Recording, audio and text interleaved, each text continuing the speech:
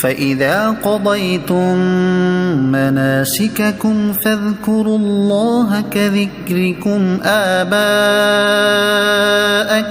أَوْ أَشَدَّ ذِكْرًا فَمِنَ النَّاسِ مَن يَقُولُ رَبَّنَا آتِنَا فِي الدُّنْيَا وَمَا لَهُ فِي الْآخِرَةِ مِنْ خَلَاقٍ۔ ترجمہ: پھر جب اپنے حج کے کام پورے کر لو تو اللہ کا ذکر کرو جیسے اپنے باپ دادا کا ذکر کرتے تھے، بلکہ اس سے زیادہ ذکر کرو۔ اور کوئی آدمی یوں کہتا ہے کہ اے ہمارے رب ہمیں دنیا میں دے دے اور آخرت میں اس کا کچھ حصہ نہیں۔ فَاذْكُرُوا اللَّهَ كَذِكْرِكُمْ آبَاءَكُمْ، تو اللہ کا ذکر کرو جیسے اپنے باپ دادا کا ذکر کرتے تھے۔ زمانہ جاہلیت میں عرب حج کے بعد کعبے کے قریب اپنے باپ دادا کے فضائل بیان کیا کرتے تھے۔ اسلام میں بتایا گیا کہ یہ شہرت و خود نمائی کی بیکار باتیں ہیں، اس کی بجائے ذوق و شوق کے ساتھ ذکر الہی کرو۔ اس آیت سے بلند آواز سے ذکر کرنا اور لوگوں کا اکٹھے مل کر ذکر کرنا دونوں ثابت ہوتے ہیں، کیونکہ عرب لوگ اپنے باپ دادا کا ذکر بلند آواز سے کرتے تھے اور مجمع میں کرتے تھے۔ فَمِنَ النَّاسِ مَن يَقُولُ، کچھ لوگ کہتے ہیں، تفسیر صراط الجنان میں ہے۔ آیت کے اس حصے اور اس کے بعد والی آیت میں دعا کرنے والوں کی دو قسمیں بیان فرمائی گئی ہیں۔ ایک وہ کافر جن کی دعا میں صرف طلب دنیا ہوتی تھی اور آخرت پر ان کا اعتقاد نہ تھا، ان کے بارے میں ارشاد ہوا کہ آخرت میں ان کا کچھ حصہ نہیں۔ دوسرے وہ ایماندار جو دنیا و آخرت دونوں کی بہتری کی دعا کرتے ہیں۔ دنیا کی بہتری طلب کرنے کا حکم، یاد رہے کہ مومن اگر دنیا کی بہتری طلب کرتا ہے تو وہ بھی جائز ہے، اور یہ طلب دنیا اگر دین کی تائید و تقویت کے لیے ہو تو یہ دعا بھی امور دین سے شمار ہوگی۔ لیکن یہ یاد رہے کہ آخرت کو اصلاً فراموش کر کے صرف دنیا مانگنا بہرحال مسلمان کے شایان شان نہیں۔ دنیا کے طلبگاروں اور آخرت کے طلبگاروں کے بارے میں اللہ تعالیٰ ارشاد فرماتا ہے: من كان يريد العاجلة عجلنا له فيها ما نشاء لمن نريد ثم جعلنا له جهنم يصلاها مذموما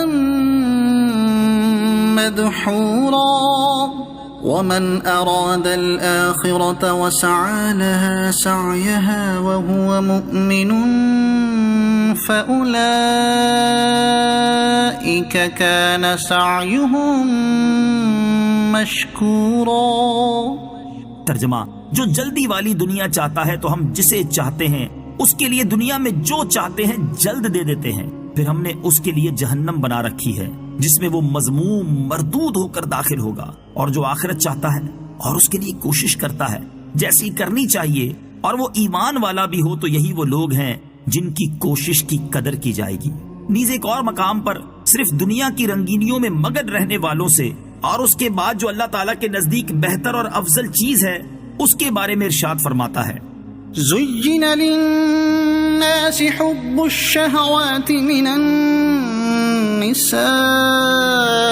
وَالْبَنِينَ وَالْقَنَاطِيرِ الْمُقَنطَرَةِ مِنَ الذَّهَبِ وَالْفِضَّةِ وَالْخَيْلِ الْمُسَوَّمَةِ وَالْأَنْعَامِ وَالْحَرْثِ ذَلِكَ مَتَاعُ الْحَيَاةِ الدُّنْيَا وَاللَّهُ عِندَهُ حُسْنُ الْمَآبِ قُلْ أَأُنَبِّئُكُم بِخَيْرٍ مِّن ذَلِكُمْ لِلَّذِينَ اتَّقَوْا عِندَ رَبِّهِمْ جَنَّاتٌ تَجْرِي مِن تَحْتِهَا الْأَنْهَارُ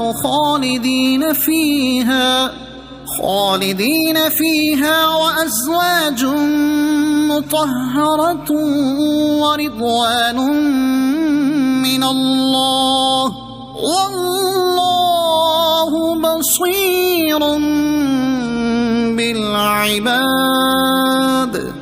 ترجمہ: لوگوں کے لیے ان کی خواہشات کی محبت کو آراستہ کر دیا گیا، یعنی عورتوں اور بیٹوں اور سونے چاندی کے جمع کیے ہوئے ڈھیروں اور نشان لگائے گئے گھوڑوں اور مویشیوں اور کھیتوں کو ان کے لیے آراستہ کر دیا گیا۔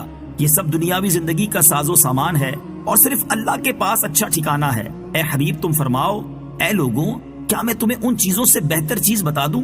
سنو، وہ یہ ہے کہ پرہیزگاروں کے لیے ان کے رب کے پاس جنتیں ہیں جن کے نیچے نہریں جاری ہیں، ان جنتوں میں ہمیشہ رہیں گے اور وہاں پاکیزہ بیویاں اور اللہ کی خوشنودی ہے اور اللہ بندوں کو دیکھ رہا ہے۔